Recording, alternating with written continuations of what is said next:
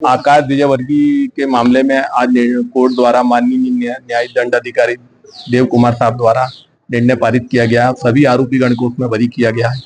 किसी भी आरोपीगण के खिलाफ कोई भी तथ्य नहीं आए हैं। इंदौर के जिस बल्ला कांड की गूंज पूरे देश में हुई, जिस मामले का वीडियो आपने देखा, जिस मामले पर देश के प्रधानमंत्री माननीय नरेंद्र मोदी जी ने भरी बीजेपी की संसदीय दल की बैठक में रिएक्ट तक कर दिया, उस मामले में मुख्य आरोपी समेत बाकी सभी आरोपी यानी कि उस वक्त के बीजेपी के एमएलए आकाश विजयवर्गीय समेत बाकी तमाम आरोपी बाइज्जत बरी हो गए हैं। ये खबर आपने देखी होगी तो आपके जहन में सवाल जरूर आया होगा कि आखिर ऐसा हुआ कैसे। अदालत की चौखट पर वो कौन से महत्वपूर्ण पड़ाव थे जिसके चलते अदालत ने आकाश विजयवर्गीय समेत बाकी आरोपियों को बरी कर दिया बल्ला कांड से। तो आइए मैं आपको बताऊंगा, एक एक चीज़ों को हम बताऊंगा कि अदालत में आखिर हुआ क्या जिसके चलते आकाश विजयवर्गीय को अदालत ने बरी कर दिया। आगे बढ़े उससे पहले परिचय दे दूं। नमस्कार, मैं हूं भुवनेश सेंगर। खबरों की तह तक जाना है तो द लपेटा को जरूर सब्सक्राइब कीजिए। 26 जून 2019 की बात है। नगर निगम का अमला इंदौर के गंजी कंपाउंड इलाके में एक जर्जर इमारत जो कि काफ़ी खतरनाक घोषित हो चुकी होती है, उसे तोड़ने के लिए पहुंचता है। उस वक्त के जोनल ऑफिसर जो पहुंचते, टीम के जो जेडो जिसे कहते हैं, जोनल ऑफिसर इंदौर नगर निगम के धीरेन्द्र बायस, इनके नेतृत्व में अमला पहुंचता है। तभी वहां पर कुछ हंगामा होता है। तत्कालीन विधायक आकाश विजयवर्गीय, उस वक्त के विधायक और बीजेपी के कद्दावर नेता कैलाश विजयवर्गीय के सुपुत्र आकाश विजयवर्गीय वहां पहुंचते हैं। समर्थकों के बीच में धक्का मुक्की होती है। इसके बाद वो वीडियो आता है जिसने हर किसी को चौंका दिया। ये वीडियो पूरे देश में बल्ला कांड के नाम से मशहूर हो जाता है। इस मामले में धीरेन्द्र बायस जो जोनल ऑफिसर थे, जिन्होंने इल्ज़ाम लगाया, क्योंकि ये एफआईआर उन्होंने ही की थी। उस वक्त वो एमजी रोड थाने पर जाकर एफआईआर करते हैं और कहते हैं कि मुझे बल्ला मारा गया पीछे से। वीडियो वायरल होता है। इसके बाद में इस मामले में गिरफ्तारी होती है। आकाश विजयवर्गीय को गिरफ्तार किया जाता है, उनके साथियों को गिरफ्तार किया जाता है, उनके समेत 11 लोगों पर एफआईआर होती है और गिरफ्तार होने के 10 दिन जेल में रहने के बाद 29 जून को भोपाल की स्पेशल कोर्ट से आकाश विजयवर्गीय की जमानत होती है।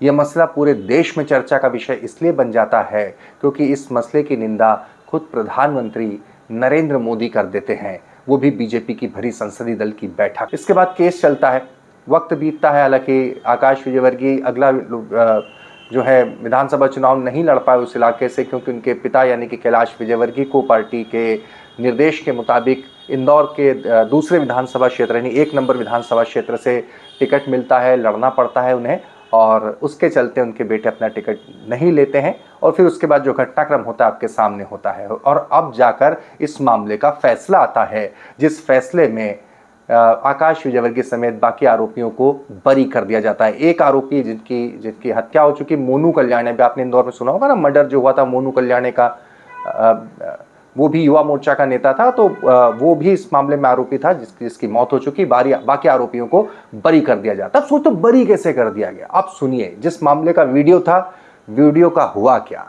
दूसरा, जिस व्यक्ति ने आरोप लगाया था, नहीं, नगर निगम के जोनल ऑफिसर धीरेन्द्र बायस, उन्होंने क्या कहा बयान में, बहुत बड़ा दिलचस्प है। जरा सोचिए, इस पूरे मसले पर जो व्यक्ति एफआईआर दर्ज कराता है, धीरेन्द्र बायस यानी कि जोनल ऑफिसर, वो अदालत में पलट जाता है। वो अदालत में, भाई सबसे बड़ी बात तो यह है कि जोनल ऑफिसर किस तरीके से पलटा, ये बहुत ही दिलचस्प हो जाता है जानना। जोनल ऑफिसर धीरेन्द्र बायस जो कि इल्ज़ाम लगाते हैं कि मुझे मारा गया, उनके आरोप के ऊपर आकाश विजयवर्गीय पर एफआईआर होती है शिकायत पर, 10 दिन उन्हें बाकायदा जेल में रहना पड़ता है, 11वें दिन जब 10 दिन बाद जमानत होती है। वो जब कोर्ट की प्रोसीडिंग होती है तो कहते हैं कि मुझे पीछे से बल्ला जैसा मुझे कुछ लगा, लेकिन आकाश विजयवर्गीय ने मारा ऐसा कुछ मैंने नहीं देखा, बल्कि मैंने तो देखा ही नहीं कि हुआ क्या है। ये कहना है धीरेन्द्र बायस का। जब सोचिए, जो खुद फरियादी ही किसी केस में पलट जाए गवाही से, तो फिर उस केस में क्या चांस होते हैं सजा होने के। तो यहाँ सबसे पहले तो फरियादी धीरेन्द्र बायस जो है जोनल ऑफिसर, वो ही पलट गए। अब आपके जहन में था कि भले ही पलट जाए, लेकिन वीडियो का क्या। पुलिस ने जब वीडियो प्रस्तुत किया अदालत में, तो 2 सीडी के रूप में प्रस्तुत किया। और फिर जब माननीय जज साहब ने पूछा कि इसे आपको कहाँ से मिला, तो पुलिस का जवाब था कि यह हमें सोशल मीडिया से मिला। दरअसल आईटी एक्ट की धारा की तहत सोशल मीडिया से भी मिले हुए किसी भी साक्ष्य को पुलिस को सत्यापित करवाना पड़ता है, सत्यापित करना पड़ता है, लेकिन पुलिस ने उसे सत्यापित नहीं करवाया। तो उसके चलते वो सबूत, जिसे आप भी समझ रहे होंगे कि जब कोर्ट वीडियो है किसी मामले का तो कोर्ट में सबसे बड़ा सबूत होता है, वो ध्वस्त हो गया। ठीक तभी बचाव पक्ष की ये दलील ये भी थी कि ये जो वीडियो है वो एडिटेड है, काट छांट कर प्रस्तुत किया गया, छवि बिगाड़ने के लिए प्रस्तुत किया गया। इसी के लिहाज से कोर्ट में दूसरा सबूत, महत्वपूर्ण सबूत यानी कि वीडियो, ये भी ध्वस्त हो गया, सत्यापित नहीं कहा गया। आकाश विजयवर्गीय के मामले में आज कोर्ट द्वारा माननीय न्यायिक दंडाधिकारी देव कुमार साहब द्वारा निर्णय पारित किया गया। सभी आरोपीगण को उसमें बरी किया गया है।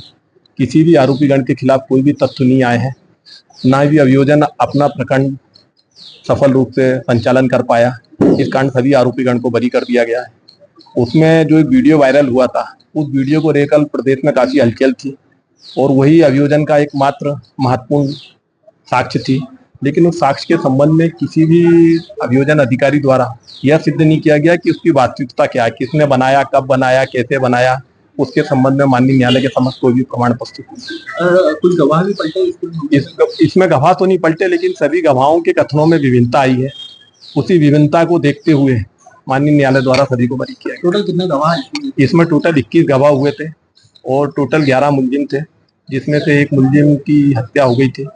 10 मुलजिमों के खिलाफ आज फैसला आया है। सभी के 10 के 10 को बरी कर दिया गया। जो वीडियो बताया जा रहा था, वीडियो भी एडिटेड किया हुआ बताया जा रहा था। जो वीडियो बनाया गया था, उस वीडियो के संबंध में, वास्तविकता के संबंध में कोई भी चीजें नहीं आई। किसने बनाया है, कब बनाया है और किसने लाके पेश किया, उसके संबंध में न्यायालय के समक्ष कोई भी प्रमाण नहीं आया कि किस आधार पर यह वीडियो माननीय न्यायालय के समक्ष प्रस्तुत हुआ, कब बनाया है। क्योंकि कोई भी वीडियो बनाया जाता है, उसको बनाने वाले के बयान होना बहुत जरूरी रहते हैं। लेकिन इस वीडियो में सोशल मीडिया के आधार पर आया था, तो उस वीडियो में कितनी काट छाट की गई है, परिवर्तन किए गए, इसके संबंध में कोई भी नहीं कहता। सर, जो बल्ला जब्त किया गया था, खासकर वो बल्ले का जिक्र था वीडियो में, उसके बारे में क्या? जो बल्ला था वो एक आम बल्ला था।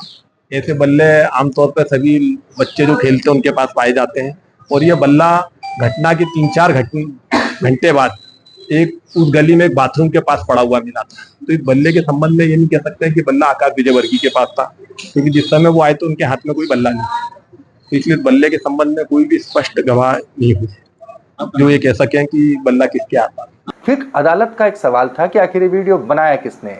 तो पुलिस यानी कि प्रोसिक्यूशन इस मामले का जवाब नहीं दे पाई कि ये वीडियो बनाया किसने, ये तक भी नहीं पुलिस इस मामले में प्रस्तुत कर पाई। और तीसरी बात, सबसे बड़ी बात, जो एक बेड की जब्ती है वो भी पुलिस ने लिखा कि वो सड़क पर से पड़ा मिला, इस तरह से उसकी जब्ती बताई गई। हालांकि जो मुख्य सबसे बड़ी बात ये थी कि जिसने आरोप लगाया था वो ही पलट चुका था आरोप से, वही इनकार कर चुका था, वही धीरेन्द्र बैस अपने बयान से पलट चुका था। ऐसे में वैसे भी केस कहाँ पर ठहरता, आप इस बात का अंदाज़ा लगा ही सकते हैं। तो कुल मिलाकर जो इंदौर का बल्ला कांड, जो इसको लेकर पूरे देश में चर्चा हुई, उस मामले में आकाश विजयवर्गीय अपने तमाम साथियों के साथ में बाइज्जत बरी हो चुके हैं। लेकिन कहते हैं ना कि कई बार सज़ा के प्लेटफॉर्म अलग होते हैं। जो लोग जानकार हैं, सियासत को जानते हैं, समझते हैं, वो इस बात को बहुत गहराई से इस बात का आकलन करते हैं कि कैलाश विजयवर्गीय के राजनीतिक सफ़र में ये प्रकरण सज़ा के तौर पर तभी प्रस्तुत हो चुका था जब भरी संसदीय दल की बैठक में प्रधानमंत्री नरेंद्र मोदी ने इस मामले को लेकर निंदा की थी। तमाम खबरों के लिए द लपेटा को ज़रूर सब्सक्राइब करें।